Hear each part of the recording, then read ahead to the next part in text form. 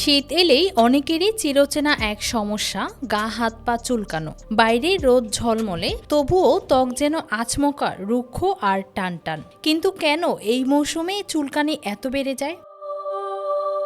বিশেষজ্ঞরা বলছেন, শীতের সময় বাতাসের আর্দ্রতা হঠাৎই কমে যায়। এই শুষ্ক বাতাস ত্বক থেকে দ্রুত টেনে নেয় জলীয় অংশ। ত্বকের যে সুরক্ষার স্তর আমাদের ঢাল হয়ে কাজ করে, সেটাই তখন দুর্বল হয়ে পড়ে। আর ফলাফল ত্বক ফেটে যাওয়া, চুলকানি আর সারাদিনের অস্বস্তি।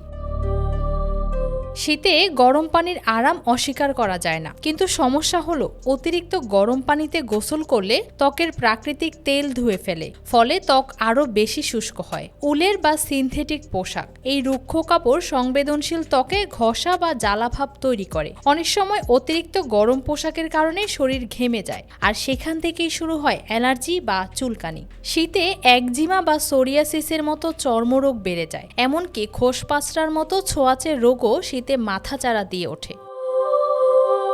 এসব সমস্যা থেকে সমাধান পেতে অবশ্যই গোসলের পর ত্বকে সামান্য ভেজা থাকতে ব্যবহার করুন ঘন তেলভিত্তিক ময়শ্চারাইজার। গ্লিসারিন, শিয়া বাটার বা পেট্রোলিয়াম জেলি দুর্দান্ত কাজ করে। গোসলের অভ্যাস বদলান, অতিরিক্ত গরম পানি এড়িয়ে চলুন, আর গোসলের সময় রাখুন 5 থেকে 10 মিনিট। ব্যবহার করুন মৃদু সুগন্ধিবিহীন সাবান। পোশাকের ক্ষেত্রে সচেতন হন।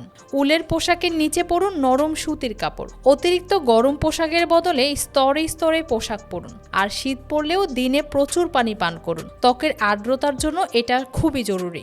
বাইরে বের হলে সানস্ক্রিন ব্যবহার ভুলবেন না, কারণ শীতের রোদও ত্বককে রুক্ষ করে দিতে পারে। আর যদি চুলকানি খুব বেশি হয়, জায়গাটায় 5 থেকে 10 মিনিটের জন্য ঠান্ডা ভেজা তোয়ালে বা আইস প্যাক রাখলে তাৎক্ষণিক আরাম পাওয়া যায়। তবে এই সমস্যা দীর্ঘদিন ধরে চলতে থাকলে দেরি না করে অবশ্যই একজন চর্মরোগ বিশেষজ্ঞের সঙ্গে পরামর্শ করুন, কারণ শীতের চুলকানি ছোট সমস্যা হলেও ভুল যত্নে তা বড় বিপদ ডেকে আনতে পারে। News desk, Dhaka digit.